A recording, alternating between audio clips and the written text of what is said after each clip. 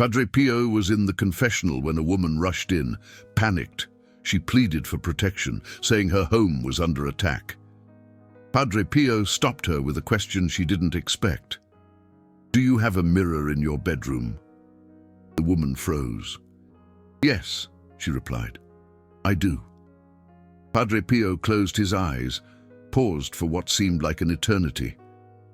And when he opened them, he said, "That's how they're getting in. Break it today." The woman thought it was madness, but she did it. And that very night, for the first time in months, she slept peacefully. What did Padre Pio know about mirrors that the Church no longer teaches? And why did this seemingly harmless object become one of the most dangerous spiritual doorways? According to the saint of the stigmata, you are about to discover the 5 doorways that Padre Pio immediately identified when visiting a home under spiritual assault. These aren't superstitions. These are observations documented in letters, testimonies from fellow friars, and accounts from families he personally helped. And the most chilling part, 90% of Catholic homes today have at least 3 of these doors wide open, unknowingly. But before we continue, you need to understand something. When Padre Pio revealed these doorways to someone, it wasn't a suggestion, it was a spiritual order, because he saw what you don't see. He discerned the invisible demonic activity exploiting these openings, and those who listened and obeyed were set free. Those who ignored him suffered even worse consequences. So if you feel resistance to hearing this, if a voice in your head tells you it's an exaggeration, pay attention, because that resistance might be the very confirmation that one of these doors is open in your home right now. San Giovanni Rotondo, spring of 1963, the Miller family. Michael was an engineer, a man of science, a rational mind. His wife Emily, a literature professor, 2 teenage children, Jake and Ashley, a practicing Catholic family, Mass on Sundays, the occasional rosary, a normal life. Until it wasn't. It began with collective insomnia. All 4 members of the family stopped sleeping well in the same week. Michael would wake up at 3 in the morning with the feeling of being watched. Emily had recurring nightmares with shadowy figures. The children, Jake and Ashley, reported hearing voices whispering their names at night. Michael, being a man of science, sought logical explanations. He checked the plumbing, the electrical wiring, even carbon monoxide levels. All normal. He took the family to the doctor. Perfect exams, no explanation. But Emily, more spiritually attuned, knew it was something else. She felt presences. She didn't see anything, but she felt it. As if the house had been invaded by invisible tenants who didn't want to leave. That's when the incident that changed everything happened. One night, Ashley woke up screaming. Michael and Emily rushed to her room. The girl was pointing at the large mirror on the wall opposite her bed. She swore she saw something moving inside the mirror, not a reflection, something inside, as if the mirror were a window to another place. Michael, even scared, tried to rationalize. He said it was a nightmare, that the mind plays tricks at night. But Emily noticed something. When she approached the mirror, she felt a chill that didn't come from the air. It came from the glass, as if the mirror radiated a freezing temperature. And then she remembered. An elderly neighbor had commented months ago, "Be careful with mirrors in bedrooms, especially opposite beds. They open portals." Emily had laughed at the time. She wasn't laughing now. The next day, she went to San Giovanni Rotondo. She arrived early, waited hours to speak with Padre Pio. When she finally got through, she told him everything. Padre Pio didn't even let her finish. "How many mirrors do you have in the house?" Emily hesitated. She didn't know exactly. "Several. Master bedroom, children's rooms, bathrooms, hallway." Padre Pio shook his head slowly. "Mirrors are natural portals. In the spiritual world, they don't reflect, they connect. When you put a mirror in a bedroom, especially opposite the bed, you are creating a permanent window between the physical world and the spiritual world. And not everything that comes through that window is benign. Emily felt a chill run down her spine. But this isn't taught in the church, Father. Padre Pio sighed. Much is no longer taught. The church has simplified too much in recent decades, but the demons haven't simplified their tactics. They've adapted. And mirrors are one of their favorite tools now, because no one warns about them anymore, he continued. When you sleep, your soul becomes vulnerable. Your spiritual guard is down. If there is a mirror reflecting you sleeping, especially your face, you are creating a spiritual duplication, and demons can use that duplication to manifest. That's why your daughter saw something inside the mirror. It wasn't imagination. It was a real manifestation. Emily was pale. What do I do, Father? Remove all the mirrors from the bedrooms immediately. If you can't remove them, cover them with cloth at night, but ideally remove them completely. And there's more. Tell me, do you watch soap operas? The question caught Emily by surprise. Yes, a few times a week. Padre Pio closed his eyes as if he were feeling physical pain. That's the second door. Soap operas, especially Brazilian and Italian ones, are filled with subliminal witchcraft. The writers don't know it, but evil spirits dictate scenes, dialogues, situations that normalize sin, betrayal, and occultism. When you watch them regularly, you are opening your mind and your home to these spirits. They enter through the television and stay. Emily wanted to disagree, but something inside her confirmed that it made sense.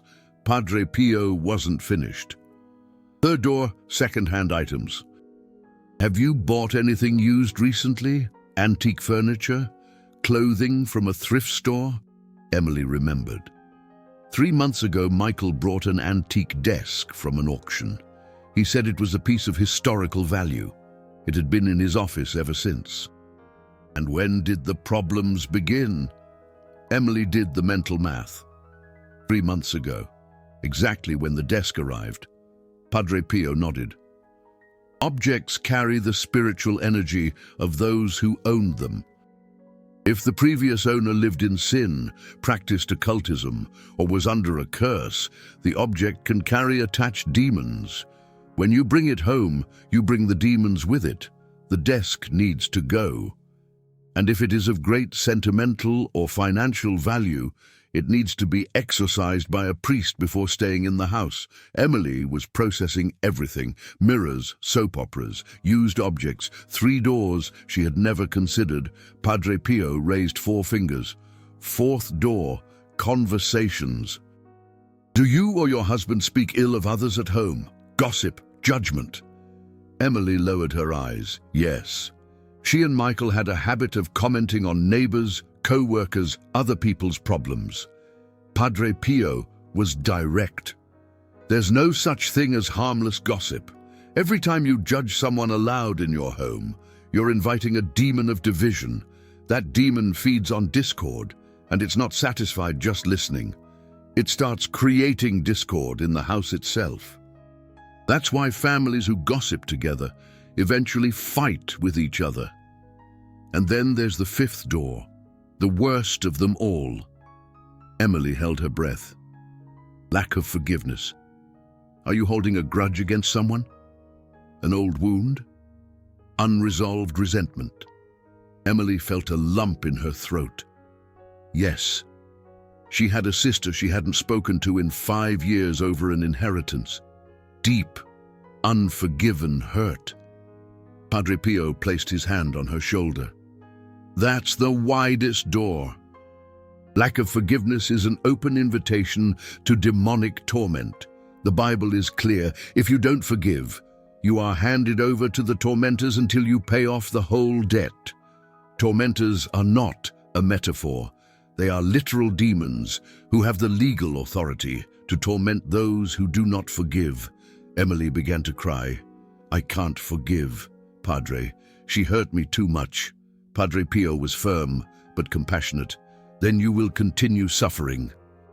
Because as long as you hold on to that lack of forgiveness, the door is open, and everything you do with the other 4 doors will be useless. Forgiveness is not a feeling, it's a decision. You decide to forgive, and God gives you the grace to feel it later. He handed her a paper with handwritten instructions. 5 steps. Remove the mirrors from the bedrooms today. Stop watching soap operas for at least 40 days. Remove the desk from the house, or bring it to me to exercise. Stop completely speaking badly of anyone inside the house, and forgive your sister, even if it's only in your heart, even if it's not in person yet. And there's one more thing. He opened the drawer and took out a small bottle of holy water and a rosary. Sprinkle holy water in each room every day for a week, and pray the entire rosary as a family every night. This will seal the process of closing the doors. Emily returned home with the instructions. She told Michael everything, who initially resisted, but seeing his wife's condition and remembering the last 3 months of torment, he agreed to try. That same afternoon, Michael removed all the mirrors from the bedrooms. There were 4 in total. The mirror in Ashley's room, when it was removed, fell and broke on its own, before it hit the ground, as if something had pushed it. Emily turned off the television and warned the family, no soap operas for 40 days. The children complained but accepted it. The desk was more difficult. Michael had paid a lot for it, but when he tried to move it outside, he felt an inexplicable weight, as if the desk were nailed to the floor. He called a friend to help. Together, they managed. And the moment the desk went out the front door, Michael felt the air in the house change, lighter. The hardest part was the gossip. Emily and Michael realized that they spoke badly of people almost daily without noticing. They had to police themselves constantly. And every time they slipped, a heavy atmosphere took over the house immediately. But door number 5, forgiveness, was the real battle. Emily spent 3 days trying to forgive her sister. Every time she tried, the anger came back, the memories of the betrayal, the pain. But she persisted. On the 3rd day, in deep prayer, she said aloud, "I forgive." Even without feeling it, she declared it, and something extraordinary happened. At that exact moment, she felt as if a weight of tons had been lifted from her chest. She could breathe more deeply, and for the first time in 5 years, she thought of her sister without feeling hatred. She felt only sadness for the situation, and sadness is the path to healing. That night, the Miller family prayed the entire rosary. For the first time in years, and everyone slept through the entire night, without interruptions, without nightmares, without presences. A week later, Emily returned to San Giovanni Rotondo to give thanks. Padre Pio smiled. "Now you understand. The demon doesn't enter through the front door. He enters through the cracks you open without realizing it. And most of those cracks seem harmless. A mirror, a soap opera, a conversation, an object, a grudge. But spiritually, they are portals," Emily asked. "Why doesn't the church teach this more?" Padre Pio sighed. "Because the church has modernized and lost the spiritual war. Young priests today are trained in psychology and sociology, but not in spiritual warfare. Exorcists are rare, and the people have become unprotected. That's why you have to teach. Tell this story. Warn other families. Keep alive these truths that are being buried." Emily fulfilled the mission. In the following years, she taught dozens of families about the 5 doors, and they all reported the same thing. As soon as they closed the doors, peace returned. Now you know. And here's what to do with this knowledge. First door, mirrors in bedrooms. Padre Pio was categorical. Mirrors should not be in bedrooms, especially reflecting beds. If you have a mirror in the bedroom, there are 3 options. Remove it completely. Turn the mirror against the wall or cover it with a thick cloth every night before bed. But why are mirrors portals? Padre Pio's explanation was this: mirrors create visual duplication. In the spiritual world, duplication can be exploited by demons for manifestation. When you sleep, your soul becomes more permeable to the spiritual world. If there is a mirror duplicating your image, demons can use that duplication as an anchor to get closer. Does that sound strange? Padre Pio said, strange to you, normal to them. Demons operate in spiritual laws that you are unaware of, and mirrors are ancient tools of occultism exactly for that reason. Black magic uses mirrors for invocation for millennia. It's not a coincidence. Second door, contaminated entertainment, soap operas were just one example, but Padre Pio warned about any entertainment that normalizes sin or occultism. Soap operas with adultery as a romantic plot. Films that present witchcraft as something positive. Songs that exalt rebellion against God. This is not moralistic censorship. It's spiritual protection. When you watch content that glorifies sin, you are spiritually agreeing with it. And agreement is permission. Permission is invitation. Invitation is an open door. Padre Pio said, you wouldn't put garbage in your mouth. Why put garbage in your mind? The mind is the portal of the soul. And a contaminated soul attracts demons. Third door, second-hand items. Not every used object is dangerous, but objects of unknown origin, especially antiques, furniture from auctions, clothes from deceased people, should be treated with caution. Padre Pio recommended, if you don't know the spiritual history of the object, do not bring it into your home. Or, if you do bring something in, have a priest bless it immediately. There are documented cases of families who bought antique furniture and began experiencing paranormal activity, paintings that cause nightmares, antique mirrors where apparitions are seen, clothes that bring inexplicable oppression. This isn't a horror movie. This is spiritual reality that Padre Pio faced regularly.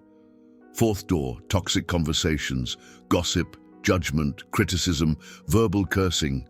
Padre Pio said, your tongue is a spiritual weapon. It can bless or curse. When you speak ill of someone inside your home, you invoke a spirit of division. This spirit begins to create division within the house itself. Have you ever noticed that families who speak badly of others together eventually fight among themselves? It's no coincidence. It's a spiritual consequence. The demon you feed with gossip about others eventually turns its attention to you. The solution, a verbal fast. Padre Pio recommended 40 days. Without speaking badly of anyone, nothing, not even a mean joke, not even veiled criticism, nothing. If you don't have something good to say, silence.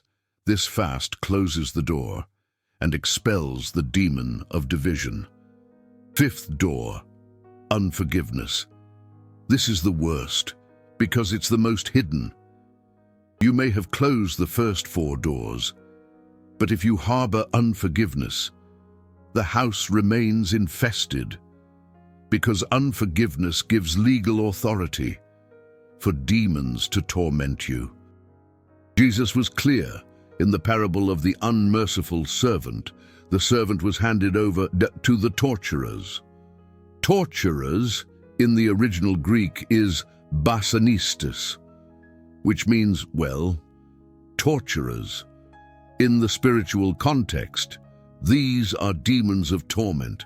When you don't forgive, you literally hand your soul over to be tormented.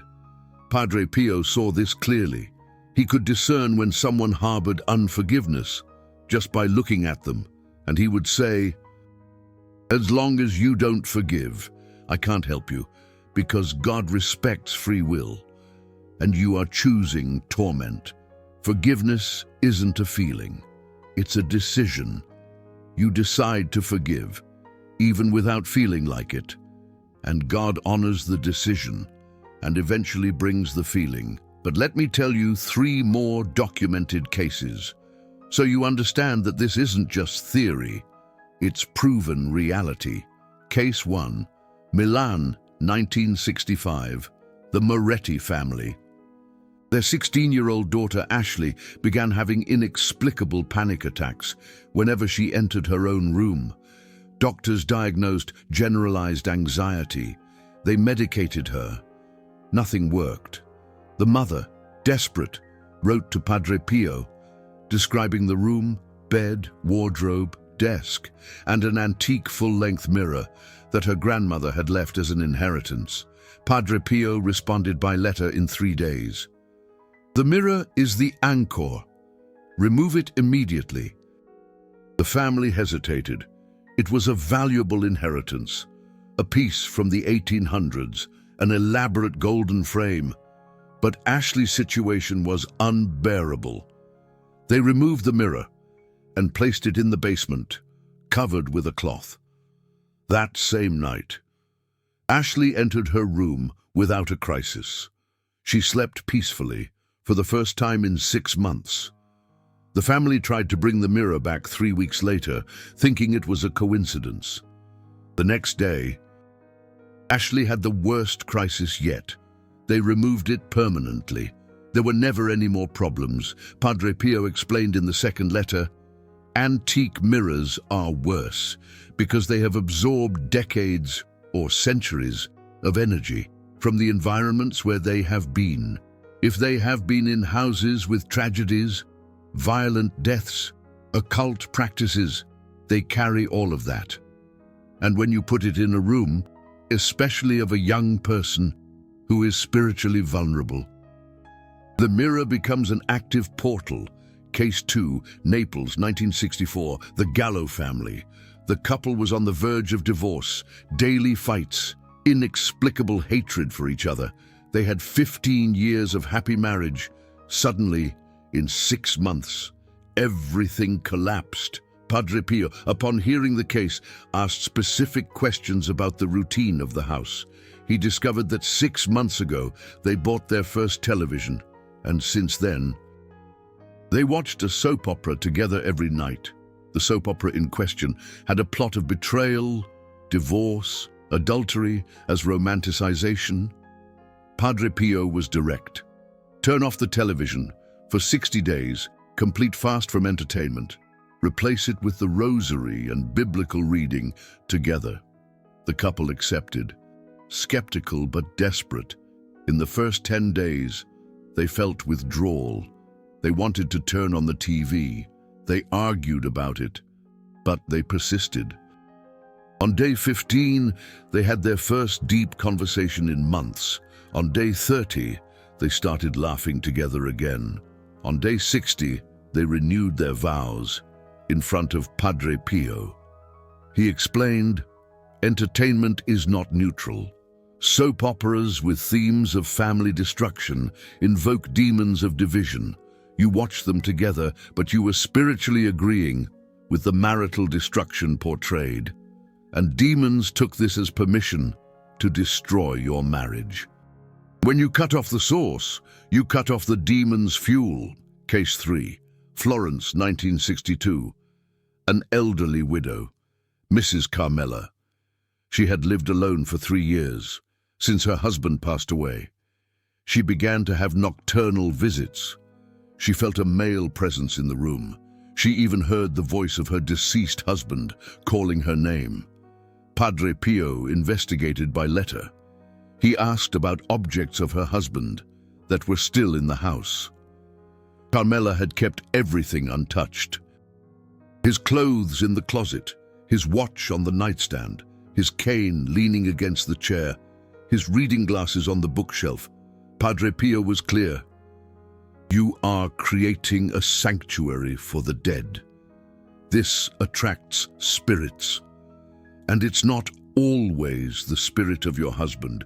Demons impersonate the dead to gain access. Carmela cried. She didn't want to get rid of her husband's things. Padre Pio was compassionate but firm. Keeping memories with love is one thing. Maintaining the environment as if the person still lived is another. Donate the clothes. Keep only 1 or 2 small pieces as a memento, but dismantle the altar to the dead that you created without realizing it. Carmela obeyed. She donated 90% of her husband's belongings. She kept only his wedding ring and a photo in the living room. The nocturnal visits stopped immediately. Padre Pio explained, "When you keep everything of a dead person as it was, you are trying to hold on to their presence on earth. This creates a spiritual vacuum that demons fill. Letting go is an act of faith. You trust that the person is with God, not trapped to earthly objects." 3 cases, 3 families, 3 confirmations of different doors. Now let's go deeper into how to identify if each door is open in your home. Signs that the mirror door is open. You or someone in your family has recurring nightmares with distorted versions of themselves, feeling of being watched. When alone in front of the mirror, spotting movement in the mirror with peripheral vision that doesn't correspond to the real environment. Young children refuse to look at certain mirrors or say they see things inside them, mirrors that become fogged or cold for no apparent reason. Padre Pio said, "Children see what adults have become desensitized to.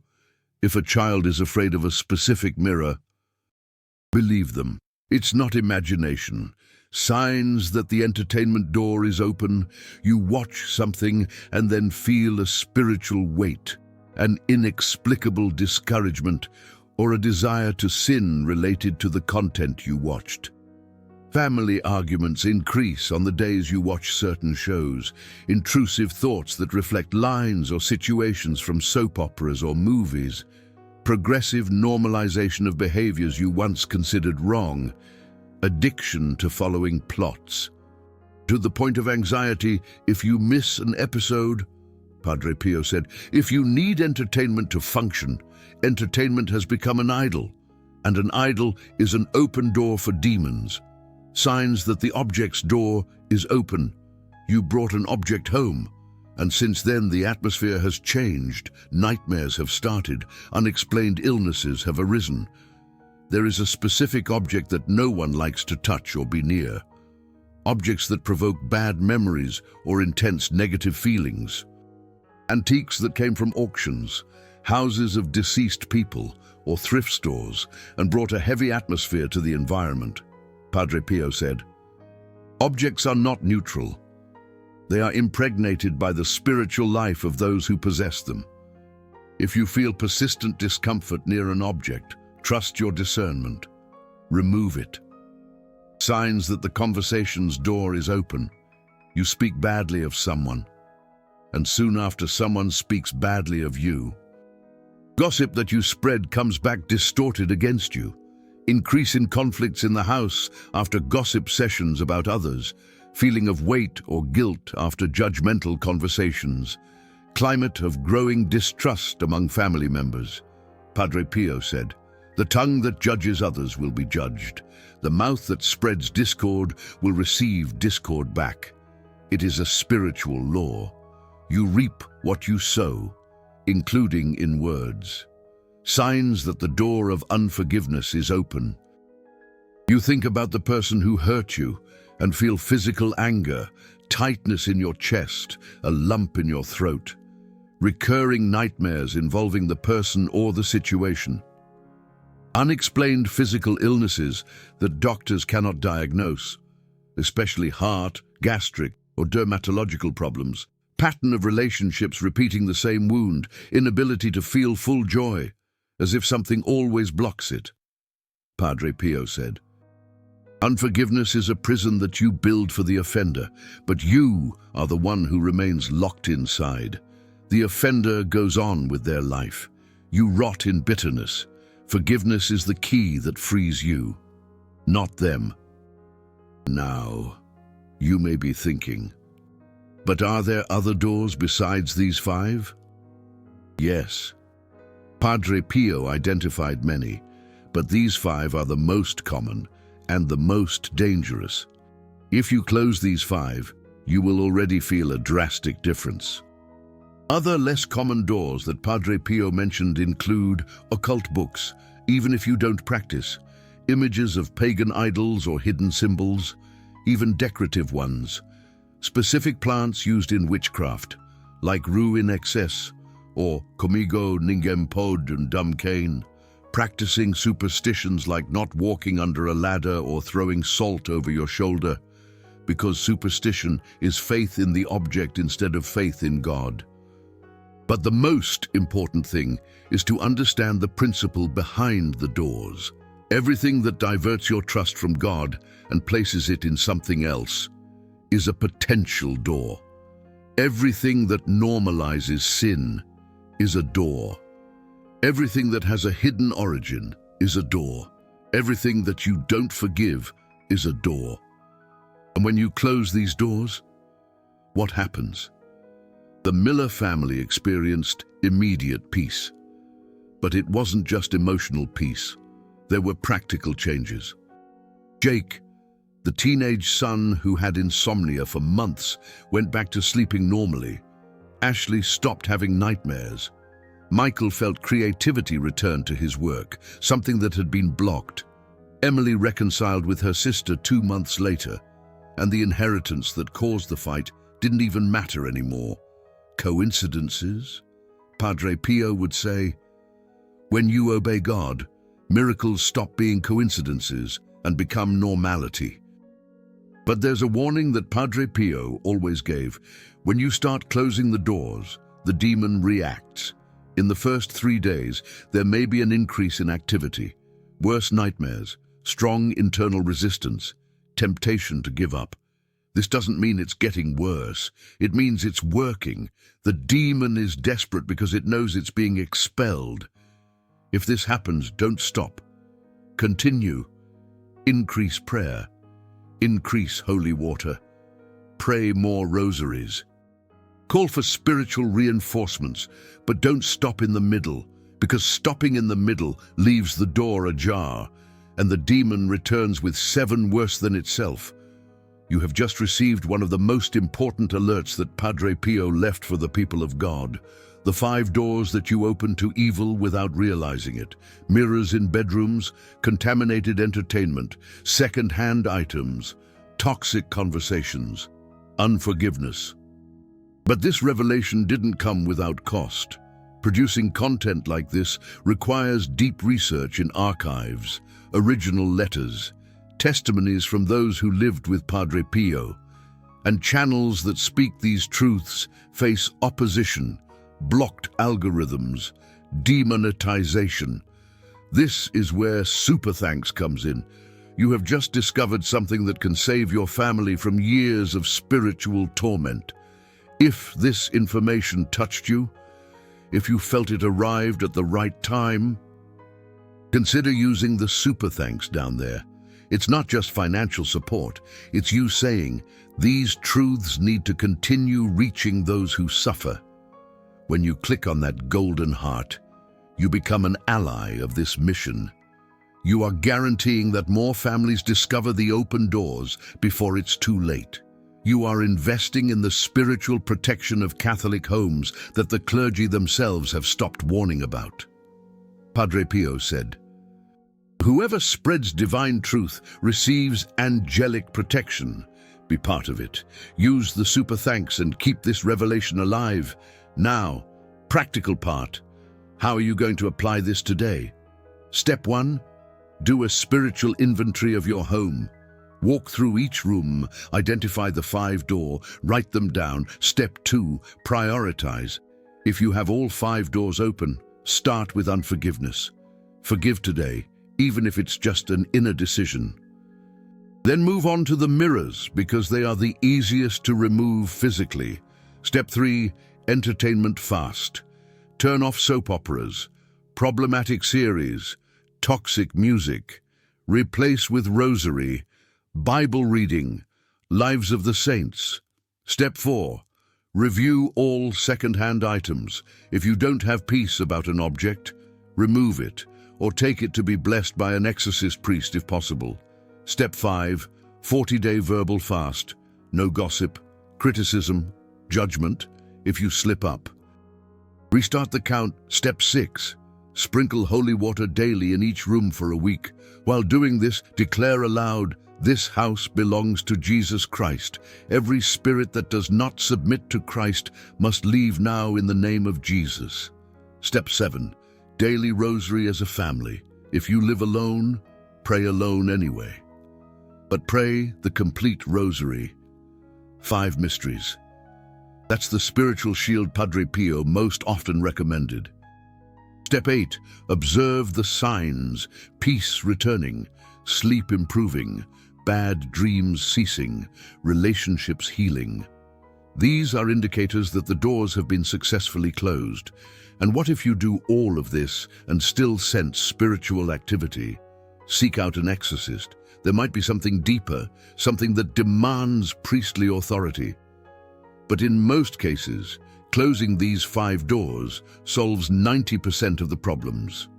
And there's an emergency protocol that Padre Pio taught to families who were under intense spiritual attack while they were closing the doors. A 3-day spiritual shielding protocol. Day 1. Rigorous fasting. Just bread and water, no meat, no sweets, no caffeinated beverages. Fasting weakens demonic influence because demons feed on sensory gratification. When you fast, you deny them fuel. Day 2. Silence. Speak only when necessary. No idle chatter, no gossip, no complaining. Silence forces you to listen to God instead of mental noise, and demons operate through mental noise. Silence exposes them. Day 3. Vigil. Pray the entire rosary 3 times throughout the day, morning, afternoon, and evening. Sprinkle holy water throughout the house every hour. Declare aloud with each sprinkling, "In the name of Jesus Christ, this house is sacred territory. Every evil spirit must leave now," Padre Pio guaranteed. If you do these 3 days seriously, combined with closing the 5 doors, your home will be liberated. No matter how deep the infestation, 3 days of radical obedience break years of oppression. But there's a crucial warning. Don't do this halfway. Either you do it completely or you don't do it at all. Starting and stopping in the middle makes everything worse because you're provoking the demon without having the spiritual strength to cast it out. It's like poking a wild animal with a flimsy stick. You'll only irritate it. If you decide to do the 3-day protocol, let a trusted friend with strong faith know. Ask them to pray for you during those days. Having external intercession strengthens your spiritual authority. And after the 3 days, maintain vigilance. Padre Pio compared it to cleaning a house. If you clean the house but leave the door open, the dirt returns. The 5 doors need to remain closed. It's not a one-time event, it's a lifestyle. Families who have followed this have reported dramatic transformations, not just spiritual peace, but financial restoration, healing from illnesses, impossible reconciliations, conversions of family members. Because when you close the doors to evil, you open doors to good.